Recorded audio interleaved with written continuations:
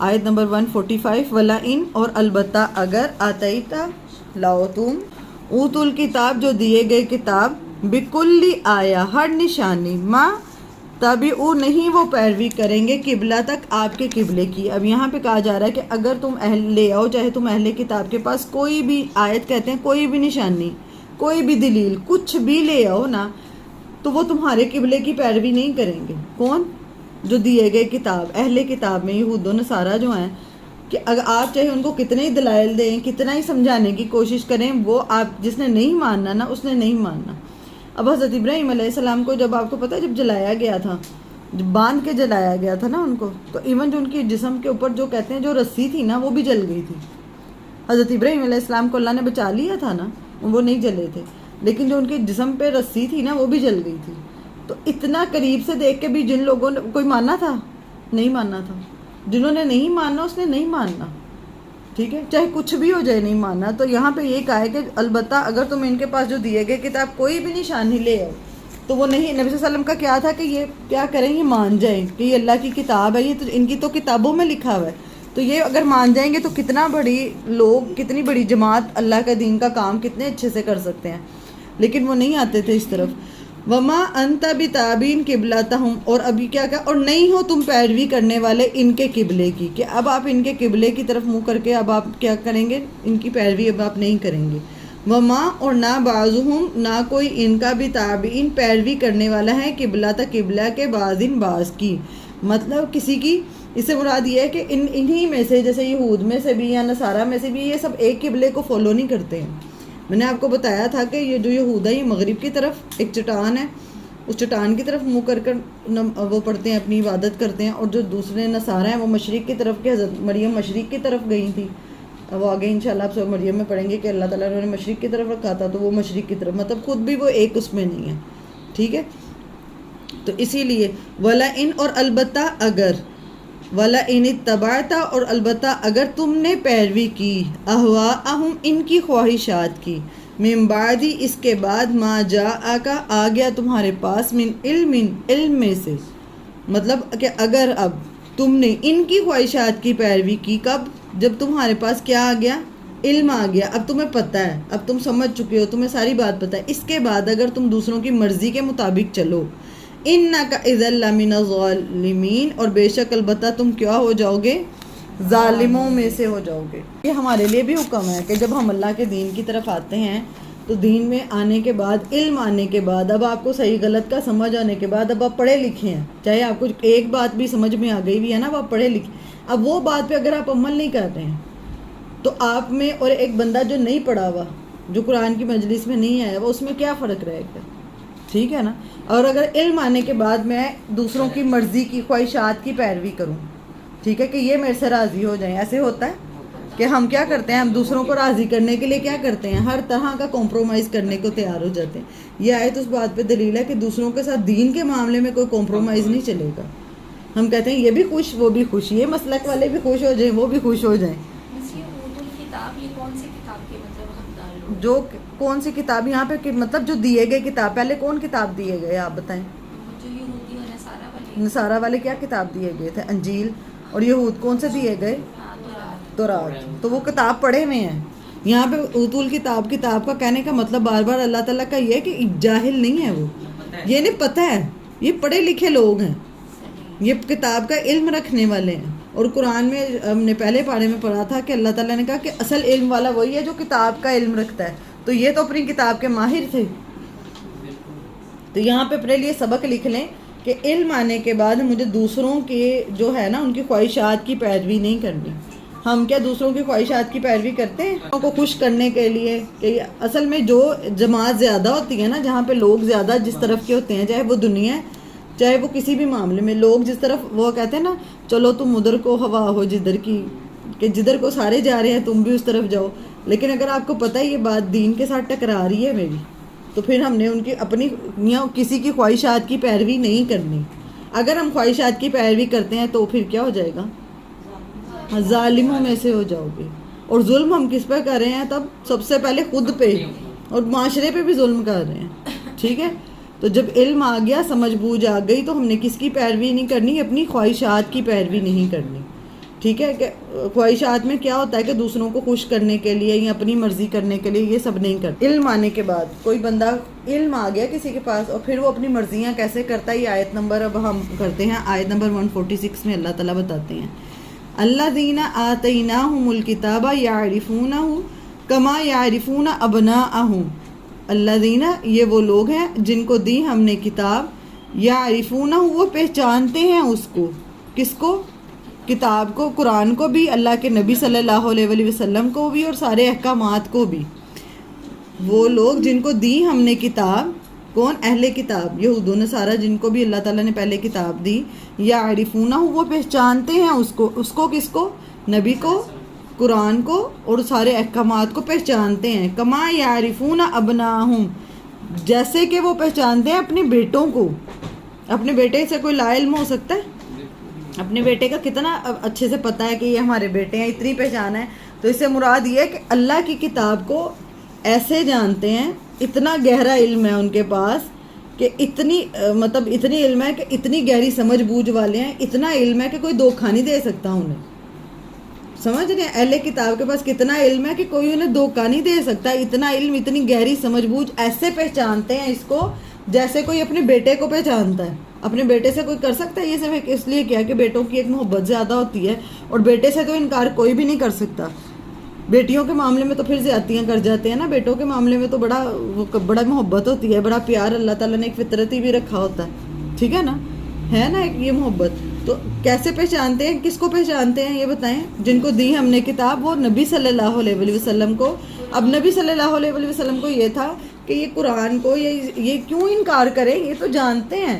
میں ان کو شاید دلائل دوں، میں ان کو زیادہ ایکسپلین کروں، ٹھیک ہے، یا ان کی مرضی. اب انسان کے ذہن میں کیا آتا ہے کہ کمپرومائز کر کے کچھ ان کی بات مان لیں، کچھ اپنی بات مان لیں. اس طرح کمپرومائز، اب اللہ تعالیٰ نے کہا کمپرومائز تو کرنا ہی نہیں ہے. جس نے نہیں ماننا اس نے نہیں ماننا، آپ جو مرضی کر لو، ٹھیک ہے نا. آپ اتنا کمپرومائز کر کے اپنے آپ کو نیچے گرا بھی دو اور اگلا نہ مانے تو پھر تو وہ تو اگلے کی مرضی ہے. آپ کا کام ہے کہ آپ بھی اپنے پہ اسی طرح ڈٹرمن رہو جیسے دوسرا ڈٹرمن ہے. آپ نے بھی اگلے کے آگے بالکل اپنا آپ نہیں کر دینا، ٹھیک ہے، بالکل سرنڈر نہیں کرنا. تو یہ کیا کرتے ہیں؟ یہ جانتے ہیں، یہ وہ لوگ ہیں جو جانتے ہیں کس کو؟ کتاب کو، جیسے یہ اپنے بیٹوں کو پہچانتے ہیں.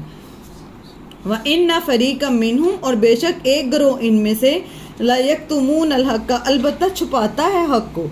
مطلب کتاب بھی ہے، سمجھ بوجھ بھی ہے، لیکن یہ کیا کر لیتے ہیں کہ یہ بات تو ہمارے سے ٹکرا رہی ہے، اپنی کتابوں میں سے چھپا لیتے ہیں. وَهُمْ يَعْلَمُونَ حالانکہ وہ کیا کرتے ہیں؟ وہ جانتے ہیں. الحق من ربک تو یہ حق ہے تیرے رب کی طرف سے. کیا حق ہے؟ قرآن. اور قرآن کے سارے احکام، ہر بات، یہ جو پیچھے قبلے کی بھی بات پڑھی، خاص کر کے قبلے کی یہ جو بات یہاں پہ ہو رہی ہے، یہ حق ہے تیرے رب کی طرف سے. فَلَا تَكُونَنَّ مِنَ الْمُمْتَنِينَ تو نہ تم کبھی ہونا ان میں سے جو شک کرنے والے ہیں. جس معاملے میں شک آ جاتا ہے نا، اب اگر مجھے شک ہو جائے کہ آخرت پتہ نہیں ہے یا نہیں، اس لیے تو کہا کہ وہ آخرت پہ کیا کرتے ہیں؟ یقین رکھتے ہیں. جس کو یقین ہوگا نا کہ ایک دن میں نے مرنا ہے. ہمیں تو پہلے مرنے پہ بھی یقین نہیں ہے، ہمیں لگتا ہے دنیا کے لوگ سب مر رہے ہیں، انہوں نے مرنا ہے، پتہ نہیں میں نے مرنا بھی ہے یا نہیں. اگر تو یقین ہے کہ میری موت آنی ہے تو میرے اعمال چینج ہو جائیں گے. اگر یقین ہے کہ اس قبر میں جس میں اتنے لوگوں کو ہم اپنے سامنے جاتے دیکھتے ہیں، دبا کے آتے ہیں، پتہ ہو کہ ایک دن میں نے بھی اس میں جانا ہے، ہمیں یقین کی کمی ہے. آخرت کا اگر یقین ہو کہ اللہ کے سامنے جو میں نیکیاں کر رہی ہوں مجھے اس پہ اجر ملنا ہے، اور جو غلط کام کر رہی ہوں میری اس پہ پکڑ ہونی ہے، تو کیا سب بدل نہ جائے؟ ہماری تو یقین کی کمی ہے. تو یہاں پہ بھی یہ بات کی گئی کہ یہ جو قرآن ہے، یہ کتاب ہے، یہ کیا ہے؟ یہ جتنے احکام ہیں یہ آپ کے رب کی طرف سے حق ہیں. بس تم شک کرنے والوں میں سے نہ ہو جانا، کیونکہ جو شک ہے نا وہ شیطان سب سے زیادہ کیا ڈالتا ہے؟ شک ڈالتا ہے. وسوسوں کے ذریعے پتہ نہیں ہے یا نہیں ہے، وہ شک اور اللہ کے نبی صلی اللہ علیہ وسلم کی جو میں نے صفت بتائی تھی نا، بغیر کسی معجزے کے، بغیر کسی اس چیز کے، شروع آغاز سے ہی نبی صلی اللہ علیہ وسلم کو اللہ تعالیٰ پہ اتنا یقین تھا. اسی وجہ سے انہوں نے کوئی ڈیمانڈ نہیں کی، کوئی منہ سے ایسا کوئی الفاظ ادا ہی نہیں کیا کہ جو بے ادبی میں آئی ہیں، کوئی میں اپنی شرط رکھوں کہ اللہ تعالیٰ ایسے کر دیں، کیونکہ اللہ تعالیٰ تو زیادہ بہتر جانتے ہیں. آیت نمبر 148 وَلِكُلِّ وِجْهَةٌ اور واسطے ہر ایک کے ایک چہرہ ہے، ایک سمت ہے، ٹھیک ہے. ہوا مولیہا وہ توجہ کرنے والا یا منہ پھیرنے والا ہے اس کی طرف. اب یہاں پہ پہلے سمجھ لیں، یہاں پہ بات ہو رہی ہے جو ہم نے شروع میں بات کی نا کہ ہر ایک کا قبلہ ہوتا ہے، ایک سینٹر آف دی لائف ہوتا ہے. اب یہاں پہ اللہ تعالیٰ کہہ رہے ہیں ہر ایک کی ایک سمت ہے، ٹھیک ہے، اور وہ اسی کی طرف وہ کیا ہے توجہ کرنے والا ہے. مطلب آپ کی زندگی میں آپ چہرے سے مراد کیا ہے کہ ایک نہ ایک بندے کا ایک قبلہ یا ایک نہ ایک رخ ہے جس کے مطابق اس کی پوری زندگی گزر رہی ہے، ٹھیک ہے. صبح سے شام، دن سے رات، سارا ٹائم کس کے ارد گرد گزر ہے؟ اس کام کی طرف، ٹھیک ہے. جس کی طرف چہرہ ہو نا سارا کچھ اس کی طرف ہے. مطلب چہرے میں کیا کیا ہے، آنکھیں، کان، سب کچھ اس کے. اب جس کا چہرہ دنیا کی طرف ہے، دنیاوی معاملات میں یا کسی جاب میں جو ہم نے پہلے اتنی ڈیٹیل میں بات کی اس کی طرف ہے، اس کے سارے معاملات کیا ہوں گے اسی کے یہ وہی بات ہے. ہر ایک کے واسطے ایک سمت ہے، ایک سمت ہے جس کے مطابق وہ زندگی گزارا ہے. ہوا مولیہا، اور وہ اسی کی طرف توجہ کرنے والا ہے یا اسی کی طرف اپنے چہرے کو پھیرنے والا، اسی کے مطابق چلنے والا ہے، ٹھیک ہے. فاستبقوا الخیرات، پس سبقت کرو تم نیکیوں میں. تمہارا کیا قبلہ ہونا چاہیے؟ نیکی، یہ تمہارا ایک سینٹر آف دی لائف، یہ تمہارا مشن ہونا چاہیے کہ تم کیا کرو، نیکیوں میں سبقت سے مراد دوڑ لگا کے یہاں سب پہل کرنے والے بن جاؤ، کہ دوسروں کا منہ مت دیکھو کہ فلاں کرے گا تو میں کروں، فلاں شروع کرے تو میں کروں، فلاں کوئی نیکی کرے میں کیوں کروں. جب سب کرتے ہیں تب تو کرنا بہت آسان ہے. تو بھاگ بھاگ کے ایسی نیکیاں کرو کہ بھاگ بھاگ کے ہر کے اتنے حریص ہو جاؤ کہ دوسروں سے پہلے خود نیکی کرو. ہر نیکی میں کیا کرو، سبقت لے جاؤ. فاستبقوا الخیرات، جیسے کوئی ریس میں پارٹیسپیٹ کرتا ہے، دوڑ میں حصہ لیتا ہے، اس میں سب سے پہلے آنے والا اس کو کہتے ہیں سبقت، کہ پہلے بن جاؤ. کس میں؟ نیکیوں میں، کہ تمہیں اتنی نیکیاں کرنے کی ضرورت ہے. تمہارا زندگی کا مشن کیا ہو، گول کیا ہو، فاستبقوا الخیرات. کسی بھی حال میں، اینما تکونوا، جہاں کہیں بھی تم ہو، یأتی بکم اللہ جمیعا، لے آئے گا اللہ تعالیٰ تم سب کو. اب فاستبقوا الخیرات کب کرنا ہے؟ گھر میں بھی، باہر بھی، بازار میں بھی. آپ کہیں گئے ہیں کسی بھی موقع پر. کچھ لوگ دین کے مجلس میں آ کے بہت وہ سمجھتے ہیں ادھر تک ہی دین رکھنا ہے. جب آپ دیندار لوگوں میں گئے ہو ادھر تک دین، حالانکہ اچھا یا کئی لوگ نماز پڑھ رہے ہیں سب کچھ کر رہے ہیں، لیکن ساتھ میں کیا، جب باقی دنیاوی معاملات میں کیا کرتے ہیں، چوریاں چکاریاں شروع کر دیتے ہیں یا برا کرنا شروع ہو جاتے ہیں. یہاں کچھ لوگ پاکستان میں تو نہیں رہتے ہیں، جب باہر کے ملک جاتے ہیں وہ کہتے ہیں یہ تو انگریز ہیں، ان کو تو لوٹ سکتے ہیں، ان کی تو چوریاں بھی کر سکتے ہیں، ان کی تو ڈکیتیاں بھی کر سکتے ہیں، یہ تو کافر ہیں، تو وہ کر سکتے ہیں ایسے. ہر حال میں کہ تمہیں کیا کرنا ہے، ہر حال میں ایک تو مومن رہنا ہے، اور فاستبقوا الخیرات، سبقت لے جاؤ کہ اتنے حریص ہو کہ میرے سے پہلے کوئی یہ نیکی نہ کر دے. میرے سے پہلے کوئی بھی نیکی کا کام آپ کر سکتے ہیں، کہیں پہ بھی، یہاں پہ، گھر میں. اتنی دوڑ لگانی کہ میرے سے اتنا حریص ہونا ہے کہ میرے سے پہلے کوئی نیکی نہ کر سکے، میں یہ نیکی کر کے دوڑ لگا کے سب سے پہلے میں اس میں حصہ ڈالوں. تو یہ اپنی لائف کا، ہماری زندگی کا مشن کیا ہونا چاہیے، سب نیکیوں میں دوڑ لگانی ہے، نیکیوں میں سبقت لے کے جانی ہے. اس لفظ کو ہائی لائٹ کریں پینسل کے ساتھ یا ہائی لائٹر ہے تو اس کے ساتھ، فاستبقوا الخیرات. اور اگر ہمیں امت وسط بن کے اللہ کے دین کا کام کرنا ہے تو ہمارا الٹیمیٹ گول کیا ہونا چاہیے، فاستبقوا الخیرات. اب یہ نہیں کہ ہم منہ اٹھا کے دیکھتے رہتے ہیں کہ کوئی اور نیکی شروع کرے. کوئی نماز پڑھنی ہو نا کہیں جا کے تو کوئی نماز شروع کرے تو پھر میں بھی شروع کروں، ایسے ہی ہے نا. کوئی یہ نیکی شروع کرے تو چلو پھر میں بھی اس کو دیکھ کے کر لوں. کیوں؟ مجھے شرم آتی ہے، مجھے ڈر لگتا ہے، ایسے مجھے بات ہی نہ کر دے کوئی. لوگوں کا ڈر نہیں آنے دینا. کیا کرنا ہے، سب سے پہلے نیکیوں میں بھاگ بھاگ کے، کوئی اور پانی پلانے کی، کوئی چھوٹی سے چھوٹی نیکی ہے، بڑی سے بڑی نیکی ہے، راستے سے پتھر ہٹانے، جتنی نیکی ہیں تو کوشش کرنی ہے کہ ساری نیکیاں میں نہیں کرنی، کسی اور کو نہیں میں نے موقع دینا. اس چیز میں دوڑ لگا. انسان کی زندگی کا ایک محور ہوتا ہے، ٹھیک ہے. اب جن لڑکیوں کی شادی نہیں ہوئی ہوتی نا، ان کی زندگی کا محور کیا ہوتا ہے، شادی ہوتی ہے کہ شادی ہونی ہے، اسکن کیئر کر لیں، ایسے اچھی بات ہے، یہ کر لیں وہ کر لیں. یہ جس کی ایک ڈریم جاب ہے کوئی، وہ حاصل کرنے کے لیے، جس نے CSS جو لوگ کرتے ہیں، یا ایک اسسٹنٹ کمشنر بننے کے لیے، ڈاکٹر بننے کے لیے، میوزیشین بننے کے لیے، ماڈل بننے کے لیے، اس کے مطابق زندگی گزرتی ہے نا. تو اگر تمہیں امت وسط کا کام کرنا ہے، اللہ کے دین کا کام کرنا ہے، وہ واسطہ بننا ہے، اللہ کے بندوں کو اللہ کے ساتھ جوڑنے والا واسطہ بننا ہے، تو تمہیں کیا کرنا پڑے گا، یہ اپنی اس مشن کو، اپنے جو چہرہ ہے اس کو کس طرف کرنا ہے، فاستبقوا الخیرات، اس طرف کرنا ہے. ٹھیک ہے. اقبال نے کہا ہے میری زندگی کا مقصد تیرے دین کی سرفرازی، میں اسی لیے مسلمان، میں اسی لیے غازی. ٹھیک ہے. اصل مقصد کیا ہے، اللہ کے دین کی سربلندی ہو. سنتوں کا، سنت کیا ہے کہ جو نبی صلی اللہ علیہ وسلم کا طریقہ ہے، جو نبی صلی اللہ علیہ وسلم کرتے تھے، ٹھیک ہے، ظاہر میں بھی اور باطن میں بھی. تو اب میں ابھی بتایا آپ کو کہ نبی صلی اللہ علیہ وسلم اپنی زبان سے ایسا کتنے شکر گزار تھے، شکوے نہیں ہیں، کہیں شکایت نہیں نظر آئی. اسی لیے ہم کہتے ہیں کہ آپ صلی اللہ علیہ وسلم اخلاق کا آگے قرآن میں بھی آئے گا کہ آپ بہترین نمونہ ہے، کہ ایک بندہ جو اتنی تکلیف سے بھی گزر کے، اور یہ بھی ہے اس میں کہ اللہ کے انبیاء کا یہ جو بار بار آتا ہے کہ یہ نہیں ہو جاتا کہ آپ کوئی اللہ کے دین کی طرف آئیں گے، بتانے والے بن جائیں گے تو آپ کی آزمائشیں نہیں ہوں گی. جو زندگی میں اللہ نے لکھ دی ہے وہ آزمائشیں تو آنی ہی آنی ہیں، پر اس میں ہمارا رویہ کیا ہے کہ صبر کے مطابق ہم زندگی گزارتے ہیں. تو شکوے شکایتیں کرنے سے کیا ہو جاتا ہے؟ کوئی فائدہ نہیں. ٹھیک ہے، تو اپنے آپ کو اللہ تعالیٰ کے ساتھ جوڑنا ہے. اور یہ بات جاننی ہے، یہ دنیا کی زندگی وقتی ہے، عارضی ہے، یہ کٹ جانا ہے. انما تکونوا یأتی بکم اللہ جمیعا، جہاں کہیں بھی تم ہوگے لے آئے گا اللہ تم کو سب کے سب. اس کا مطلب کہ ہم لوگوں کو لے آئے گا، کیونکہ انسان جب مر جائے گا اور مرنے کے بعد مٹی، اور پھر مٹی کے ساتھ وہ جو جسم کے ذرے ہیں وہ ہوائیں اڑائے پھرتی ہیں. ٹھیک ہے، جو آندھی چلتی ہے پتہ نہیں کس کس کے اندر پارٹیکلز ہوتے ہیں، ہوائیں اڑائے پھرتی ہیں انسان کا کچھ. تو اللہ تعالیٰ جہاں کہیں پہ بھی تم ہوگے اللہ تعالیٰ بنا کے ویسے ہی اللہ تعالیٰ دوبارہ لے آئے گا. ایک مراد یہ بھی ہو سکتا ہے، اور دوسرا مراد یہ کہ تم جو نیکی جہاں پہ بھی کرو گے، کوئی نہیں بھی دیکھ رہا آپ نے کیا نیکی کی، کسی کو بھی نہیں پتا آپ نے کیا اچھا کام کیا. اب سوشل میڈیا پہ مثال کے طور پر، ٹھیک ہے، آپ کسی کی اصلاح کا کام کر دیتے ہو، ٹھیک ہے، آپ کوئی اچھا کومنٹ کر دیتے ہو جسے کوئی پڑھ کے کوئی موٹیویٹ ہوتا ہے، یا آپ کسی کی اصلاح کر دیتے ہو، تو وہ کوئی اور جانتا ہے آپ کے علاوہ؟ ٹھیک ہے، زیادہ تر تو وہ کوئی بھی نہیں جانتا، اور وہ ایسی نیکی ہے. یا آپ کسی کو غلط کرتے دیکھتے ہو، آپ اس کو سمجھا دیتے ہو، اپنا تھوڑا وقت لگا دیتے ہو، اور اس کی ہو سکتا ہے وہ زندگی بدل دے. تو وہ تو نظر تو نہیں کسی کو بھی آ رہی وہ نیکی، ٹھیک ہے، لیکن وہ ایسی ہے کہ قیامت والے دن وہ بھی ذرے ذرے کی. یا آپ یہ سوشل میڈیا پہ بھی شر کا کام کرتے ہو تو وہ بھی ایسے ہی ہے، وہ بھی لایا جائے گا. تو جو بھی ہم نیکی کریں اور نیت اللہ کے لیے خالص ہو تو کوئی نہیں بھی جانتا، کسی کو نہیں بھی پتا. تو جس کو پتا ہے جس کے لیے کیا ہے اس کو تو پتا ہے نا، تو وہ اللہ تعالیٰ لے آئے گا ان سب کو.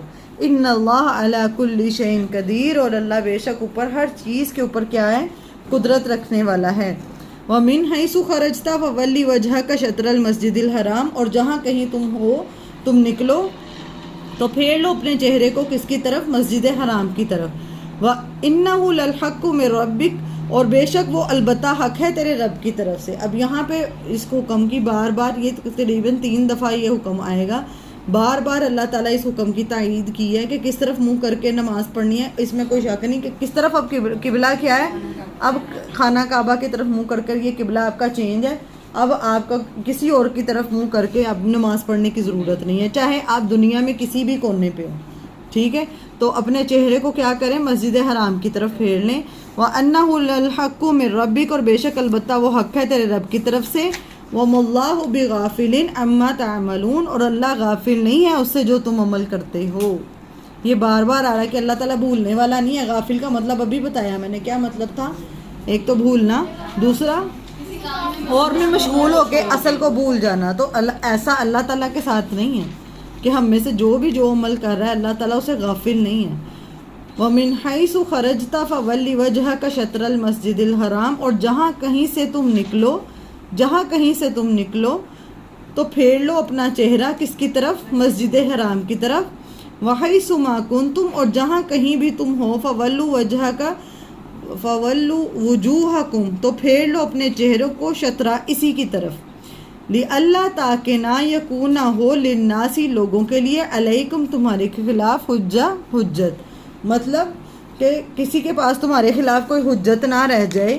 مطلب کہ وہ یہ نہ کہے کہ کبھی یہ مسلمان آج اس طرف منہ کر رہے ہیں، کل اس طرف منہ کر رہے ہیں، کبھی ادھر کو منہ کر لیں. اب آپ کا پرماننٹ قبلہ کیا ہے؟ کعبہ. اب آپ کسی اور کی طرف، اور یہ ایک ڈسپلن کے لیے بھی ہے. اب دیکھیں اللہ تعالیٰ نے ظاہری طور پر کتنا، ظاہری طور پر بھی اور باطنی طور پر بھی اللہ کا دین تو ڈسپلن میں ہے. انفرادی طور پہ تو ہماری ذمہ داری ہے نا کہ ہم اپنی زندگیوں کو کیسے ڈسپلن میں لاتے ہیں. اب آپ دیکھیں کعبے کا اگر آپ دیکھو تو ایک اللہ تعالیٰ نے سینٹر بنا دیا، ٹھیک ہے، کعبے کو، اور اس کی طرف آپ دیکھو. کبھی آپ نے دیکھا ہو ٹی وی میں تو جب سب نماز پڑھ رہے ہوتے ہیں، جب اکٹھے رکوع میں جا رہے ہیں، پھر اکٹھے سجدے میں جا رہے ہیں، وہ کتنی خوبصورت منظر، پھر اکٹھے کھڑے ہو رہے ہیں، کتنا خوبصورت منظر آتا ہے نا وہ. اور نماز کا بھی اسی طرح 5 وقت کی جو نماز ہے اس کو بھی اللہ تعالیٰ نے ڈسپلن کر دیا. تو اب ہمیں اگر امت وسط بننا ہے تو ہمیں اپنی زندگیوں میں بھی ڈسپلن کیا ہوتا ہے؟ ترتیب، بڈنگا پن چھوڑنا پڑے گا کہ جانوروں کی طرح کسی بھی وقت اٹھ کے منہ اٹھا کے کھا لیا، پی لیا، سو لیا. یہ کام یہ نبی صلی اللہ علیہ وسلم کی امت کے نہیں ہونے چاہیے. یہ کون سا کام ہے؟ یہ جانوروں والے کام ہیں. ہماری زندگی ڈسپلن ہونی چاہیے. ایک نماز سے دوسری نماز میں نے کیا کیا کرنا ہے, دوسری سے تیسری میں, تیسری سے چوتھی میں, چوتھی سے پانچویں میں, اور پانچویں سے پہلی تک میں نے کیا کرنا ہے, کس میں نے آرام کرنا ہے, کس میں نے کھانا ہے. ہر چیز ہماری ڈسپلن ہونی چاہیے. جب آپ کچھ ٹائم کے لیے اپنی باڈی کو ڈسپلن سکھاتے ہیں, پھر آپ کی باڈی اسی کے مطابق اپنی اللہ تعالیٰ نے کریٹ ایسی کی ہے کہ وہ خود, جو لوگ تہجدیاں فجر ٹائم اٹھ جاتے ہیں نا روز, ٹھیک ہے, ان کی باڈی انہیں خود اٹھا دیتی ہے. کچھ ٹائم کے لیے آپ کو پریکٹس کرنی پڑتی ہے, اس کے بعد آپ کی باڈی کیا کرتی ہے, وہ آپ کو خود اس ٹائم پہ اٹھا دیتی ہے, اگر آپ نے پریکٹیکل کیا ہو, آئیڈیا ہو گیا ہوگا. یہاں جو لوگ 8 بجے بھی اٹھتے ہیں نماز کو, جو لوگ 8 بجے دفتروں کے لیے کاموں کے لیے بھی اٹھتے ہیں, تو ان کی باڈی بھی اسی حساب سے, ان کی باڈی کا الارم سیٹ ہوتا ہے, وہ اس حساب سے. یہ ہماری جسم میں اللہ نے قدرتی الارم رکھا ہوا ہے. تو ہم اپنی باڈی کو, جیسے ہم لاسٹ ٹائم بات کر رہے تھے کہ اگر ہم کم کھائیں گے تو آپ کی باڈی پھر آپ کو کم کھلائے گی, وہ کم میں بھی فل ہونا شروع ہو جائے. آپ اس کو جتنا کھلاتے جائیں گے نا, کھلاتے جائیں, وہ فل ہی نہیں ہوگی, پھر وہ زیادہ مانگے گی. یہ فرق ہے. کیا ہمیں اسی لیے اللہ تعالیٰ نے یہ جو ڈسپلن رکھا ہے نا, ظاہری طور پہ بھی اور باطنی طور پہ بھی, یہ اسی لیے رکھا ہے کہ ہمیں اپنی زندگیوں میں کیا کرنا ہے, ڈسپلن لے کے آنا. فَوَلُّوا وُجُوهَكُمْ شَطْرَ, جہاں کہیں بھی ہو تو تم پھیر لو اپنے چہروں کو اس کی طرف. لِأَلَّا يَكُونَ لِلنَّاسِ عَلَيْكُمْ حُجَّةٌ, تاکہ نہ ہو لوگوں کے لیے تمہارے خلاف کوئی حجت. یہ بات سمجھ میں آ گئی کہ تاکہ کوئی بھی کافر یا یہودوں نے سارا باتیں نہ کر سکیں کہ یہ تو کبھی اس طرف منہ کر لیتے ہیں, ان کا تو کوئی قبلہ ہی نہیں ہے, ڈسپلن نہیں ہے. إِلَّا الَّذِينَ ظَلَمُوا مِنْهُمْ, سوائے ان لوگوں کے جنہوں نے ظلم کیا ان میں سے. کیا ظلم کیا؟ کہ باتیں وغیرہ جو کرتے ہیں نا, دوسروں کو ٹونٹ کرنا, باتیں کرنا, باتیں کی, ہاں, مگر جنہوں نے ظلم کیا ان میں سے. اب یہاں پہ اللہ تعالیٰ کہہ رہے ہیں فَلَا تَخْشَوْهُمْ وَاخْشَوْنِ, تو پس تم نہ ڈرو ان سے, بلکہ کس سے ڈرو, مجھ. تو ڈرنے والی کیا بات ہے؟ بات یہ ہے کہ جب آپ اپنا قبلہ بدلیں گے, جب آپ اپنا centre of the life change کریں گے, جب آپ نے اپنا قبلہ بدل کے فاستبقوا الخیرات, یا دین کو, اللہ کو آپ نے اپنا قبلہ بنا لیا, تو آپ کے خلاف تو باتیں ہوں گی, تو آپ کو تو ڈر بھی آئے گا. پہل کرنے میں, نیکیوں میں پہل کرنے میں نے کہا نا ڈر آئے گا, کہ ہم کہتے ہیں کوئی اور نماز شروع کرے تو چلو میں بھی پڑھ لوں, کوئی نہیں پڑھا تو میں بھی نہیں پڑھتی, پھر کہیں شادی میں چلے جائیں, کہیں تو وہ جو ڈر ہے نا وہ نکال دو اپنے اندر سے. اللہ تعالیٰ کہنے بندہ, جیسا ابھی انہوں نے قبلہ چینج ہوا, تو ان کو قبلہ چینجنگ میں بھی کیا ڈر تھا کہ لوگوں میں کیا کہیں گے, باتیں کریں گے. اور ہمارے لیے بھی جب ہم اپنا سینٹر آف دی لائف اللہ کے دین کے مطابق چلیں گے تو ہمیں بھی لوگوں کا ڈر ہوگا کہ نہیں. یہ فطرتی بات ہے کہ ہمیں ڈر ہے کہ لوگ مجھے باتیں کریں گے. تو پہلے تو تم ایسی نہیں تھی, پہلے تو تم یہاں ہمیں شرم, ہمیں کیوں, کیا چیز ہمیں اللہ کے دین پہ, حکم پہ عمل کرنے سے روکتی ہے, بتائیں ذرا. لوگ کیا کہیں گے, ڈر, لوگوں کا ڈر. آپ سب کو اللہ کی بات, ہمیں امت وسط بنایا نا اللہ نے, اور امت وسط نے کیا کام کرنا ہے, لوگوں کو اللہ کے ساتھ جوڑنا ہے. اب وہ جوڑنے میں کیا چیز سب سے آگے رکاوٹ ہے. اس میں اگر ہم اللہ کی بات کریں گے کہ یہ اللہ کی, تو پھر وہ کہیں گے کہ تم تو پہلے ایسی نہیں تھی, اور پھر شرم آتی ہے, کہ شرم آتی ہے, ہمیں سب سے زیادہ شرم آتی ہے. تو یہاں پہ کیا کہا, فَلَا تَخْشَوْهُمْ وَاخْشَوْنِ, تو ڈرو ان سے نہیں بلکہ کس سے ڈرو, مجھ سے مراد کون ہے, اللہ تعالیٰ. وَلِأُتِمَّ نِعْمَتِي, اور اس لیے کہ میں پورا کر دوں اپنی نعمت کو, علیکم, تم پر. کس نعمت کو, اس قرآن کی نعمت کو اور ہدایت کی نعمت کو. وَلَعَلَّكُمْ تَهْتَدُونَ, اور تاکہ تم ہدایت پا جاؤ. اور ہدایت پانے کے لیے اللہ تعالیٰ نے بتا دیا, اس آیت میں دلیل ہے کہ ہدایت کیسے پانی ہے. کیسے ہدایت پانی ہے, کہ اللہ کے دین کا آپ نے کام کرنا ہے, اور اللہ سے ڈرنا ہے, اور کسی سے نہیں ڈرنا. اگر میں آج آپ لوگوں کو کہوں کہ آپ سب اپنا اپنا چینل بنائیں اور اللہ کے دین کا کام شروع کریں, تو آپ کو کس چیز کا سب سے زیادہ ڈر ہوگا؟ اللہ کا ہونا چاہیے. نہیں, ڈر کس کا ہوگا, کیوں نہیں ہم اللہ کے دین کام کرتے. کوئی دیکھے گا وہ ہنسے گا, کوئی مجھے باتیں کر جائے گا, کوئی مجھے کہے گا یہ بولتی کیسے ہے, یہ چلتی کیسے ہے, یہ ایسے بتا رہی ہے, ایسے نہیں ہونا.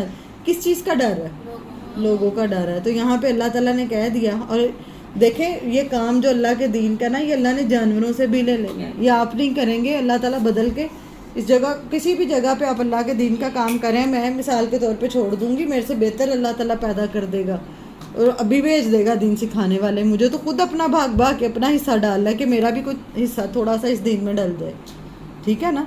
تو اگر مجھے, اب آپ اپنے آپ سے پوچھیں کہ مجھے اللہ کے دین میں کام کرنے میں, یا کسی کو بھی کوئی بات بتانے میں, عام روٹین میں آپ نے ایک قناعت کی بات سیکھی, آپ نے سیکھا دوسروں سے مانگنا نہیں ہے, لاسٹ ٹائم کھانے پینے پہ یا قرآن کی آیتیں آپ نے سیکھی, آپ کو آگے بتانے میں کیا چیز پہ شرم آتی ہے؟ کیوں شرم آتی ہے؟ اللہ تعالیٰ نے ٹریننگ کی ہے پیچھے کہ تم یہود و نصارہ کو جتنی مرضی دلائل دے دو, انہوں نے نہیں مانا. اللہ کے نبی کی زندگی سب سے بڑی ٹریننگ ہی ہے کہ اللہ کے نبی چاہتے تھے سب مان جائیں, اور اتنا اس کے پیچھے وہ تھے نا کہ اللہ تعالیٰ نے قرآن میں کہا کہ شاید تم اپنے آپ کو ہلاک ہی کر ڈالو گے, تمہارا کام تو صرف پہنچا دینا, آپ نے پہنچانا ہے اور نیت بھی نہیں رکھنی کہ اگلا مان جائے تو بہت اچھی بات. اب آپ لوگوں کے لیے جب میں جاتی تھی تو میرا دل کرتا تھا کہ یہ کیوں نہیں کوئی مان رہا, اور جب میں نے شروع کیا تھا یہ کوئی ایسے میں ہر چیز پہ چیک کروں, اچھا یہ نہیں کیا, نماز نہیں پڑھی, یہ نہیں کیا, کیوں نہیں کیا, یہ نہیں, وہ تب آغاز تھا نا. لیکن جب نبی صلی اللہ علیہ وسلم کی سیرت پڑھی نا, اور اس چیز نے اتنا بڑا بوجھ ہلکا کر دیا نا کہ اب کوئی مانتا ہے ماننے, نہیں مانتا نہ مانے, عمل کرنا ہے کرو, نہیں کرنا ہے نہیں کرو. ہمارا کام کیا ہے؟ صرف پہنچا دینا, صرف بتانا. تو ہمیں پہنچانے میں بھی کیا چیز روکتی ہے یہ بتائیں ذرا. ہم کیوں نہیں پہنچا پاتے؟ کہ ہمیں شرم آتی ہے کہ میں بتاؤں گی تو میں کیسے بتاؤں, مجھے ایسے ہے. حضرت اسی لیے اللہ تعالیٰ نے حضرت موسیٰ علیہ السلام کو بتایا, ان کی تو زبان میں بھی لکنت تھی, پھر بھی انہوں نے فرعون کے سامنے, اللہ نے کس کے سامنے کھڑا کر کے بلوایا؟ فرعون کے سامنے. تو ہم کم از کم بتانے والے بنے, اتنا تو سکھانے والے بنے. یہ چیز, یہ فرق ہے ہم میں, یہ ہم میں فرق ہے. جو مخلص بندہ ہوتا ہے نا, میں آپ کو ایک بات بتاؤں, اگر آپ اپنی ماں کے ساتھ مخلص ہے نا تو کوئی آپ کی ماں کو گالی دے کے کہیں جا نہیں سکتا. جا سکتا ہے کوئی اگر آپ اپنی ماں کے ساتھ مخلص ہیں یا اپنے باپ کے ساتھ مخلص ہیں؟ آپ جانے دیں گے اس کو؟ آپ کہو گے تم تیری ایسی کی تیسی, تم میرے ساتھ یہ, میری ماں کو تم نے یہ بات کر دی. اللہ کے دین کو ہم نے پیچھے پھینکا ہوا, اللہ کے دین کے ساتھ ہم مخلص ہی نہیں ہیں. اگر میں مخلص ہوں نا اپنے بچوں کے ساتھ, اپنے گھر, میں اپنے گھر کے خلاف بات نہیں سن سکتی. کہاں میرے اللہ کے دین کے خلاف بات کی جائے اور میں مزے سے پی کے تو ایسے گزر جاؤں جیسے کوئی بات ہی نہیں ہوئی. تو میری غیرت کیا اور میرا ایمان کیا ہے پھر؟ کیوں میں کوئی غلط بات برداشت کروں؟ نبی صلی اللہ علیہ وسلم اپنی ذات پہ نبی صلی اللہ علیہ وسلم کو جو مرضی کہا جاتا تھا, کہہ رہے ہیں یہ تو کان ہے, نام رکھا ہوا تھا, بڑے غور سے بات سنتا, ان کا نام کان رکھا ہوا تھا. یہ تو جادوگر ہے. اب آپ میں سے کسی کو جادوگر نہیں کہا جائے, کریں گے برداشت؟ یہ تو جادوگر نہیں ہے, اس کی تو بڑی باتیں اثر کر جاتی ہیں دوسروں پہ, یہ تو جادوگر نہیں ہے. اللہ کے نبی نے سنی ہے ساری باتیں, کوئی کچھ نہیں کہا. جہاں پہ اللہ کا حکم ٹوٹتا تھا اللہ کے نبی کا چہرہ سرخ ہو جاتا تھا. یہ فرق ہے ہم میں اور ان میں. تو اگر ہمیں اللہ کے دین کا کام کرنا ہے, یہ کام, یہ اللہ تعالیٰ نے کوالٹیز اس میں بتائی ہیں. کیوں اللہ تعالیٰ پھر بولنے کی بھی, آپ دیکھیں اللہ کے نبی نے منہ سے نہیں کہا, ٹھیک ہے, زبان سے نہیں کہا, صرف آسمان کی طرف دیکھا تو اللہ نے قبلہ بدل دیا. پھر اللہ تعالیٰ یہ وقت بھی لاتا ہے جب بندہ اللہ کی رضا میں راضی رہنے والا شکویں شکایتیں چھوڑ دیتا ہے, پھر اللہ یہ وقت بھی لاتا ہے کہ آپ کے دل میں ایک چیز ہوتی ہے اور اللہ تعالیٰ سامنے کر دیتا ہے. آپ صرف سوچتے ہو تو اللہ تعالیٰ کر دیتا ہے. لیکن کچھ ہم بھی تو کر کے دکھائیں کہ اللہ کے نبی نے اتنا صبر کیا, اتنا برداشت کیا. ہم کچھ بھی نہ کریں, ہم کہتے ہیں پکی پکایا ہمیں سب کچھ ہی مل جائے.